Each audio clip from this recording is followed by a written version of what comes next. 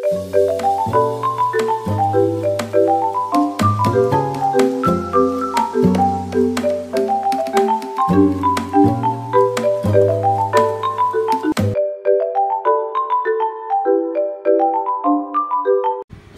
warahmatullahi wabarakatuh. Kami dari kelompok 6 dengan sensor nutrisi hidroponik atau EC, kami akan menunjukkan hasil kinerja dari sensor kami.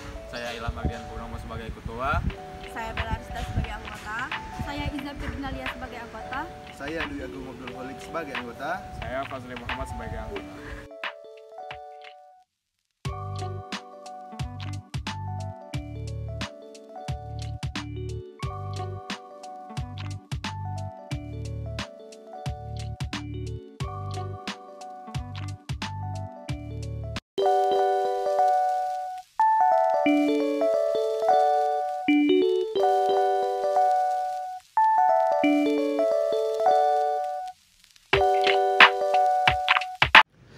Pada kesempatan ini saya akan menjelaskan komponen-komponen yang digunakan oleh kelompok 6, yaitu nutrisi hidroponik.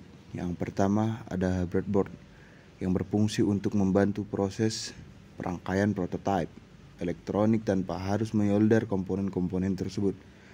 Yang kedua kabel jumper yang berfungsi untuk menghubungkan antar komponen yang ada di breadboard atau papan Arduino yang harus menggunakan solder. Yang pertama yaitu ada SD card reader modul pada Arduino yang berfungsi untuk membaca, mengirim, dan menyampaikan dan menyimpan data ke kartu penyimpanan atau memory card. Pada komponen ini memiliki 6 pin, yaitu ada GND, PCC, MISO, MOSI, SCK, dan juga CS. Yang kedua yaitu RTC yang digunakan sebagai waktu secara real time yang dimulai dari detik, menit, jam, hari, tanggal, bulan, hingga tahun. Setelah itu, besaran-besaran tersebut akan dikalkulasikan di dalam Arduino Uno untuk menjaga atau menyimpan data waktu yang telah di-on-kan. Pada modul terdapat sumber satu daya sendiri, yaitu baterai jam kuning.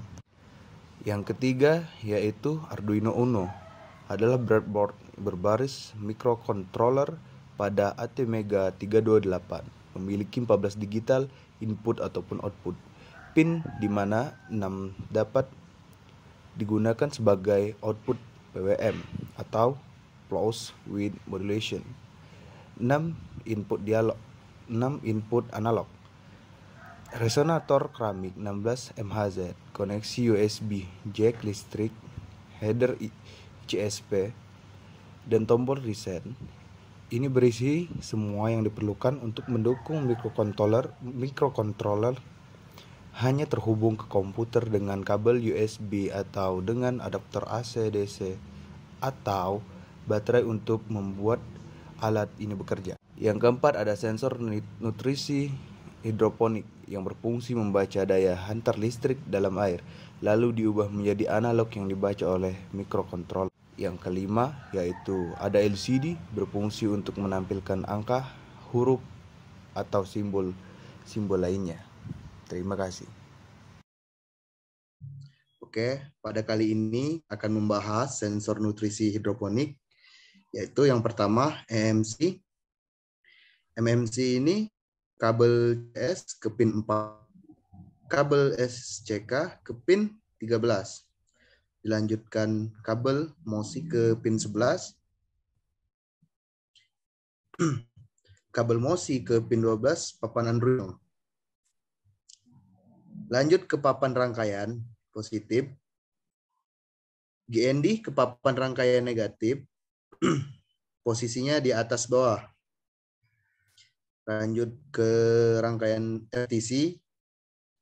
RTC itu terdapat SCL dan SDA. Dia menyambung ke papan rangkaian di tengah-tengah. Lanjut PCC ke papan rangkaian positif. GND ke papan rangkaian negatif. Lanjut ke LCD. LCD itu ada GND. GND-nya itu menyambung ke papan rangkaian negatif. Lanjut ke PCC. PCC ke papan rangkaian positif, dan dilanjutkan SCL dan SDA ke papan rangkaian di tengah-tengah bersampingan dan sejajar dengan SCL dan SDA lainnya. Komponen RTC dan LCD pada arus SDA dan SCL disambungkan terlebih dahulu ke papan rangkaian. Setelah itu disambungkan ke Arduino. RTC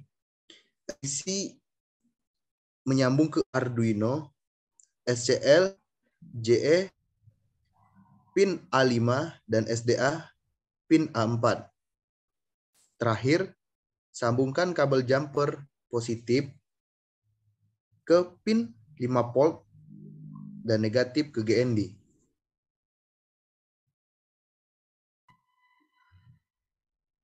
Pada kali ini saya akan menjelaskan tentang sintaks atau bahasa pemrograman sederhana bahasa C yang digunakan oleh software Arduino 1.6.12. Nah, pada pemrograman ini kami memasukkan yaitu ada 4 komponen, yaitu ada RTC, MMC, LCD, dan sensor. Nah, pada keempat komponen itu ada modulnya atau ada pemrograman tersendiri yang akan kita masukkan. Nah, yaitu di sini ada include, dan #define. Fungsinya untuk memasukkan library pada LCD gitu. Jadi bila ini tidak ada, maka 4 komponen tersebut tidak akan berjalan dan tidak akan mengintegrasikan semua formulanya atau semua program yang telah dimasukkan ke void setup dan void loop. Lalu di sini ada char, float, gravity PDS, liquid crystal I2C file, dan RTC DS3231. Nah, di sini fungsinya untuk menginput file. Kalau yang ini untuk menginput komponennya atau menginput pemrogramannya. Nah, kalau ini yang char ini fungsinya untuk mendeklarasikan. Nah, tipe ini mendeklarasikan T32 sebagai char, mendeklarasikan days of the week sebagai char. Nah, float di sini adalah untuk memasukkan karakter. Lalu di sini ada void setup. Void setup ini berfungsi untuk menjalankan program di awal. Pada void setup ini biasanya diisi dengan inisialisasi, mengaktifkan suatu perangkat, reset awal, konektivitas, dan berbagai fungsi lainnya yang diperlukan untuk kebutuhan program berikutnya. Semua kode program yang ada di void setup akan dibaca sekali. Nah, yang pertama di sini ada LCD, init, backlight, set cursor, print, dan segala macamnya.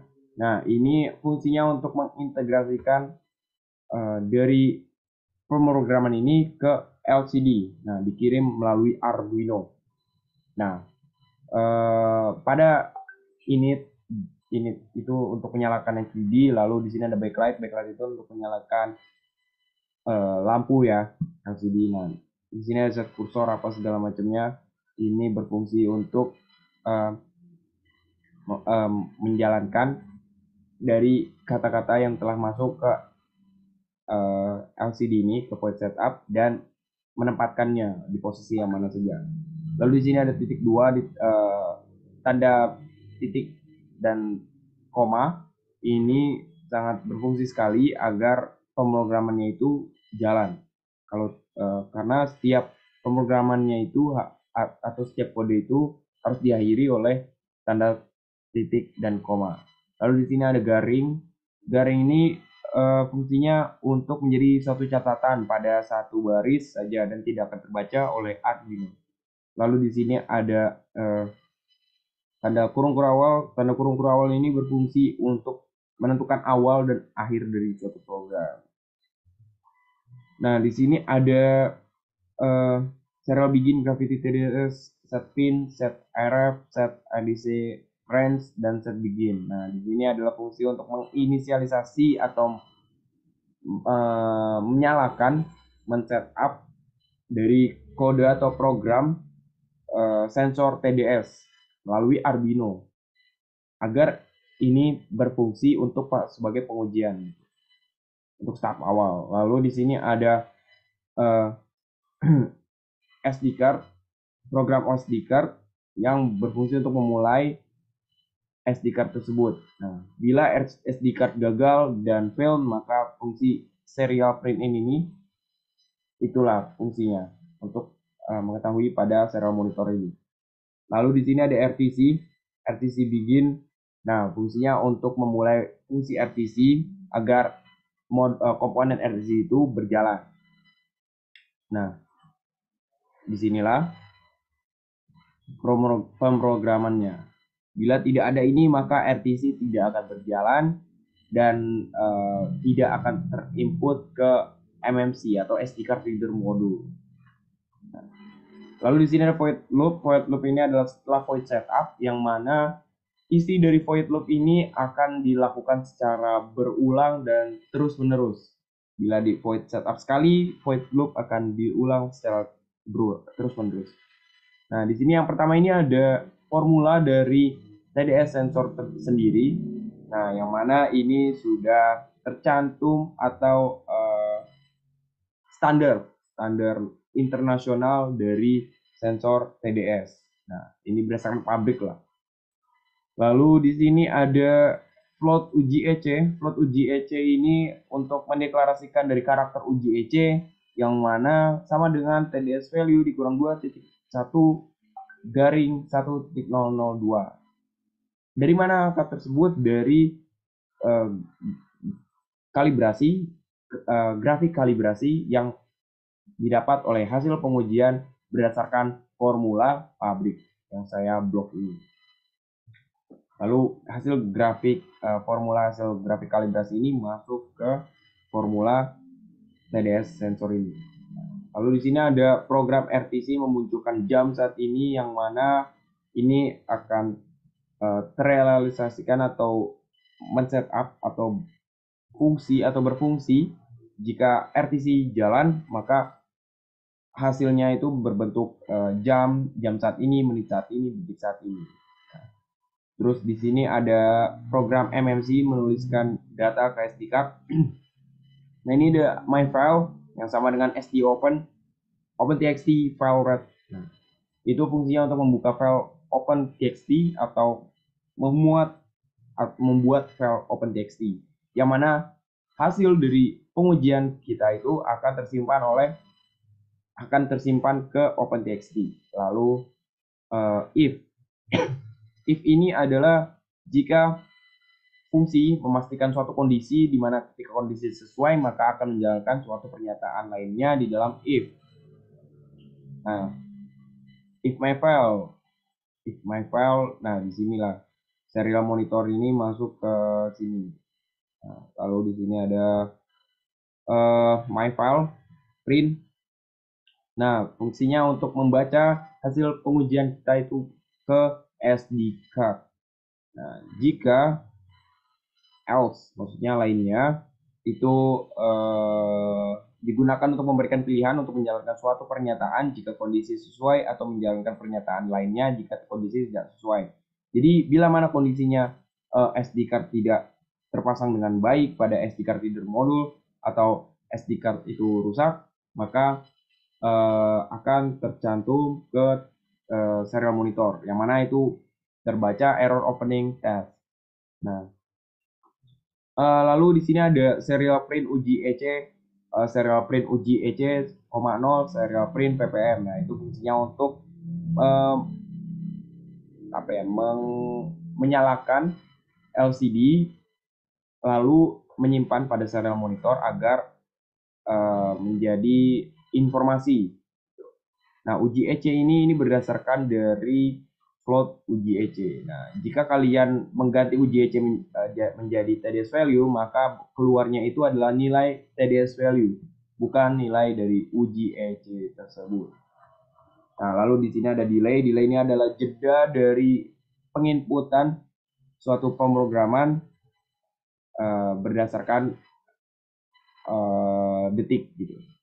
Jadi misal delay 1000 maka delaynya itu 1 detik per program.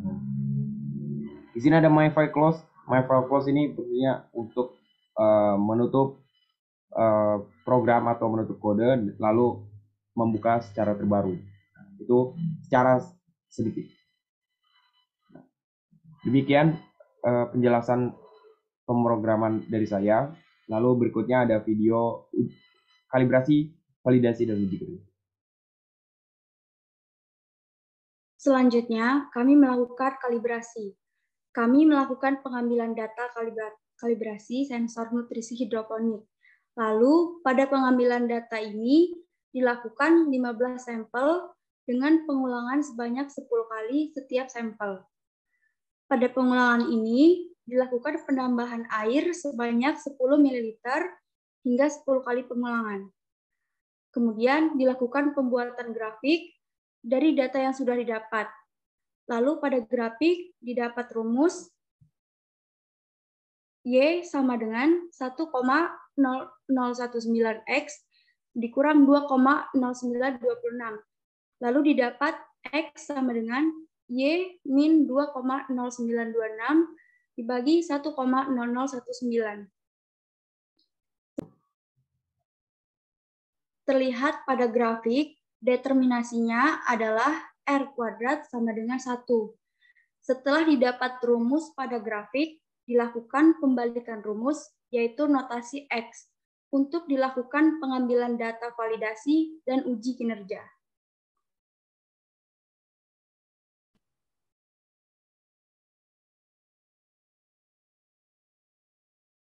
Lalu selanjutnya ada validasi. Sama seperti kalibrasi, kami mengambil data dari 15 sampel dan melakukan pengulangan sebanyak 5 kali dari masing-masing sensor dan TDS meter. Dan setelah melakukan pengulangan sebanyak 5 kali, sebanyak 15 sampel, kami mendapatkan hasil.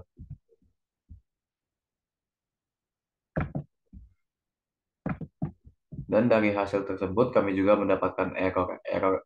Error adalah selisih dari sensor dan TDS meter. Dan rumus validasinya yaitu segini. Dari rumus validasi kami mendapatkan hasil yaitu 0,9973X. Dan determinasinya adalah R kuadrat sama dengan 0,9953. Maka dari itu 0,9953 dikali 100% yaitu 99,53%. Interpretasi koefisiennya adalah sangat baik.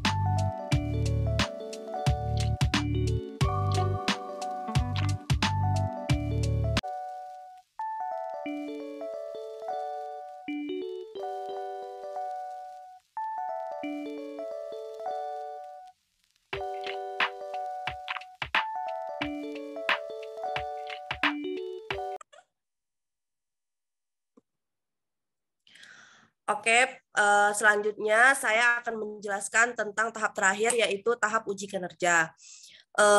Pada proses uji kinerja, di sini kami melakukan pengambilan, ulang-ulang jangan.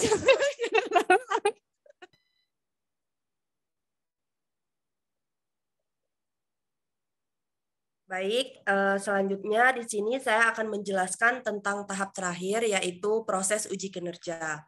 Di sini saya akan menjelaskan bagaimana kami melakukan proses uji kinerja pada sensor nutrisi hidroponik.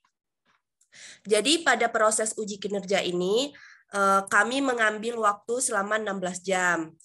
Nah, dari waktu 16 jam itu, kami mendapatkan 8 sampel atau rujukan. Yaitu ada rujukan 1, rujukan 2, rujukan 3, rujukan 4, rujukan 5, rujukan 6, rujukan 7, dan yang terakhir adalah rujukan 8. Jadi setiap rujukannya itu diuji coba atau kami mengambil selama 2 jam. Kami melakukan pengambilan data sebanyak 240 data atau rujukan sampel. Kenapa bisa kami mendapatkan 240 data? Jadi kami itu mengambil data setiap 30 detik selama 2 jam.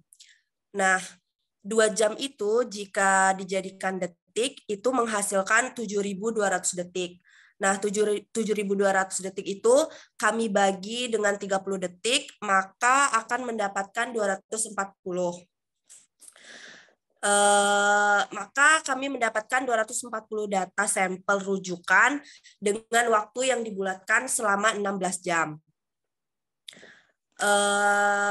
Di sini juga ada grafiknya, grafik uji kinerja. Bisa kita lihat sendiri pada rujukan